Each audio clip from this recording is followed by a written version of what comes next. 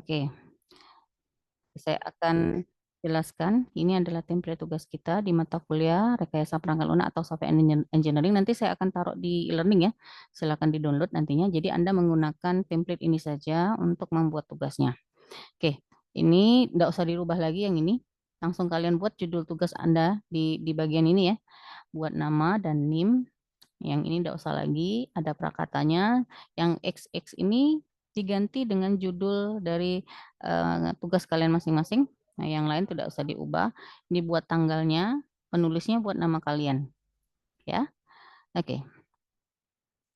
Daftar isinya nanti menyesuaikan dengan isi dari tugas. Ya, saya jelaskan aja dulu. Silakan nanti kalau memang yang itu mau berubah nanti dirubah aja. Oke. Nah, di bab 1 judulnya adalah metode pengembangan perangkat lunak. Jadi Anda buat di bab 1 itu secara teori. Jadi silakan googling ya teori apapun aja yang ada di internet atau di tugas ibu juga boleh atau di buku atau di e-books boleh. Cari metode perangkat lunak, pengembangan perangkat lunak yang akan kamu pakai sebagai tugas. Jadi kalau misalnya nih eh, di sini menggunakan metode waterfall model misalnya ya. Nah, jadi poin 1.1-nya Anda jelaskan mengenai konsep dari metode waterfall model. Jelaskan aja waterfall model itu apa ya, seperti apa, diciptakan oleh siapa. Silakan saja dibuat. Contohnya misalnya ini waterfall model itu merupakan metode klasik di dalam pengembangan perangkat lunak. Nah, menurut buku dari Pressman tahun bukunya 2015 dan seterusnya. Ya, jadi di poin 1.1 itu adalah konsep mengenai metode yang akan Anda pakai di dalam pengembangan perangkat lunaknya atau dalam pembuatan perangkat lunak sebagai tugas Anda nanti. Oke, 1.2 itu adalah tahapan kerjanya. Ya, tahapan kerjanya. Nah, ini contoh metodenya misalnya nih. Ini kan banyak tuh metode pengembangan perangkat lunak tuh ya. Ada yang waterfall, ada prototyping, ada web engineering, ada wireless application development, ada XP programming dan lain-lain. Nah, misalnya tadi kan contohnya adalah metode yang kamu pakai itu adalah waterfall. Nah, tahapan kerjanya apa saja? Misalnya yang pertama planning. Ah, yang harus ada di planning itu apa? Uraikan secara teori. Jadi ini masih teori. Ya, di bab 1 itu masih teori. Kemudian misalnya yang kedua, tahap keduanya adalah analisis. Ceritakan apa yang dikatakan sebagai analisis. Kemudian tahap ketiga desain dan seterusnya dan seterusnya. Ya, jadi di poin 1.2 itu semuanya adalah teori. Silakan googling di jurnal boleh, di e-books boleh mengenai metode yang cocok untuk pengembangan perangkat lunak sebagai tugas yang akan Anda penuhi di mata kuliah kita. Oke, sampai di sini ada yang mau ditanyakan mengenai bab 1? Mengenai bab 1 ada yang mau ditanyakan? Jelas ya? Oke, saya rasa bab 1 clear lah ya. Jadi minggu depan beres bab 1. Saya akan buka menunya mungkin besok itu ya, menu tugasnya. Oke. Yang kedua, jadi kalian eh, tinggal kumpulkan ini saja ya untuk bab 1. Oke. Nah, yang bab 2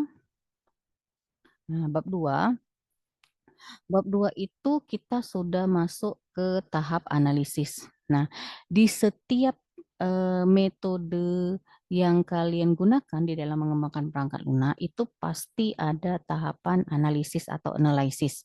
Nah, kalau saya lihat, kalau bisa Anda lihat bentar Ibu belum buka, ini di pertemuan keempat. Nah, saya buka dulu.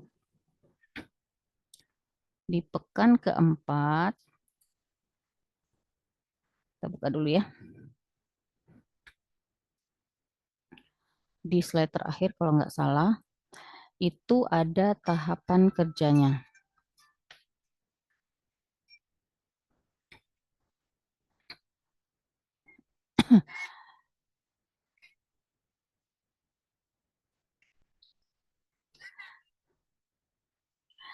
Oke, ada tahapan kerjanya.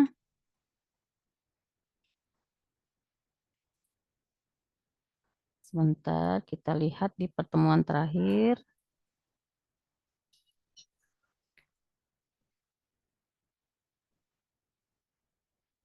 Nah, ini. Nah, ini ya. Nah, di bab 2 itu seperti ini tahapannya. Jadi apa namanya, tools atau alat bantu untuk analisis itu kan ada beberapa macam ya. Kalau di analisa analisa dan perancangan sistem di semester lalu atau semester berapa ya? Semester 4 Anda sudah saya jelaskan kalau mata kuliah sama Ibu, Anda sudah saya jelaskan mengenai bagaimana menganalisis dan merancang itu menggunakan metode terstruktur. Nah, untuk di rekayasa perangkat lunak ini, Anda saya suruh untuk membuat tugasnya yang objek oriented atau yang berorientasi objek. Nah, tahapan-tahapan kerjanya ini saya ambil dari buku, lupa nama bukunya, lupa Ibu ya. Ada beberapa tahapan. Nah, di tahap yang pertama yang akan Anda buat itu adalah berpedoman pada kebutuhan pemakai sistem. Nah, karena kita ini semester antara, ya, karena kita ini semester antara, saya tidak menyuruh Anda untuk membuat semuanya. Tidak menyuruh Anda untuk membuat semuanya, tetapi poin-poinnya harus Anda buat. Jadi yang akan kita buat di poin tahapan kerja dari analisa berorientasi objek itu adalah yang pertama dan yang kedua saja. Yang pertama dengan yang kedua saja. Kalau yang lain-lain ini nanti, ya kalau memang sempat nanti akan kita buat, tapi kayaknya nggak sempat. Jadi yang pertama dan yang kedua.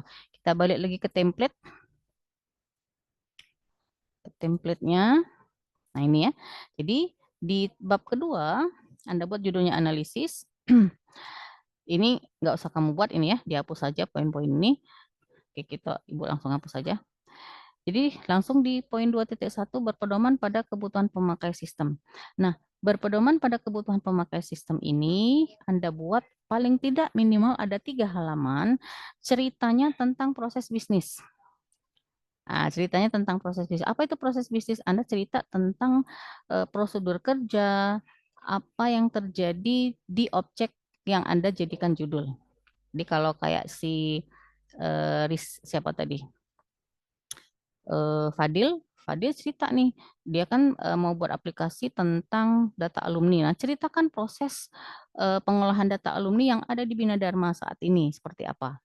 Nah, penggambaran proses bisnis bisa digambarkan seperti ini.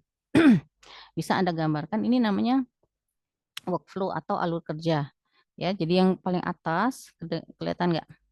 Yang paling atas ini adalah orang-orang yang terlibat. Nah, kayak contoh ini punya Ibu dulu ya. Ini adalah membuat pengolahan data jurnal di Bina Dharma. Jadi yang paling atas ini adalah orang-orang yang terlibat di dalam pengelolaan jurnal, mulai dari penulis membuat artikel sampai nanti artikelnya diterbitkan. Siapa saja yang terlibat? Ada penulis, ada pengelolanya, ada ketua penyunting, ada penyunting pelaksana, dan ada dekan.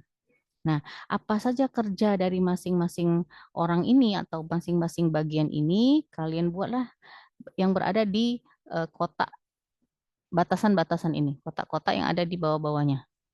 Ya, jadi misalnya si penulis itu akan menyerahkan artikel, nanti akan edit artikelnya sesuai dengan format dan seterusnya sampai nanti artikelnya terbitnya. Ya, sampai dengan artikelnya terbit. Nah, begitu juga dengan yang bakal Anda buat. Jadi kalau misalnya nih Anda tentang penjualan nih, kayak Deska dan siapa tadi satu orang, Anda ceritakan prosedur kerja tentang penjualannya. Selama ini penjualannya seperti apa, yang ada di objek itu siapa-siapa saja yang terlibat, dan seterusnya, dan seterusnya. Ya, itu poin 2.1. Oke ya. Nah, untuk tugas minggu depan ya paling lambat dikumpulkan hari ini hari Selasa, berarti paling lambat dikumpulkan hari Senin. Anda sudah buat mulai dari cover yang ada di template tadi sampai dengan poin 2.1 ya, sampai dengan poin 2.1. Jadi hari Senin minggu depan itu semua harus sudah selesai. Ya, sudah nanti saya buatkan menunya di e-learning, dilihat aja nanti dilihat aja nanti ada tugas 2 gitu ya. Nah, silakan Anda buat yang dikumpulkan adalah template ini aja dalam bentuk doc. Ya. Yang bawah-bawahnya ini kan masih belum kamu buat, nggak apa, nggak usah dibuat, nggak usah di apa-apain yang ini. Di sampai sini aja. Nah, sampai 2.1. Ya, untuk yang berikutnya saya akan jelaskan di minggu-minggu berikutnya atau mungkin beberapa hari ke depan.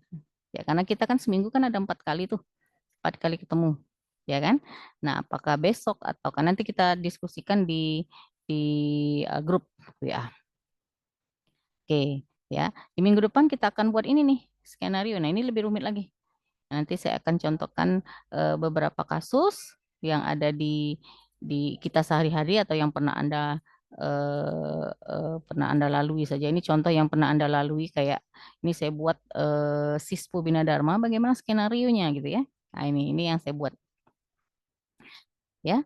Nah, jadi untuk tugas minggu ini silakan kerjakan sampai dengan bab 2.2.1 saja.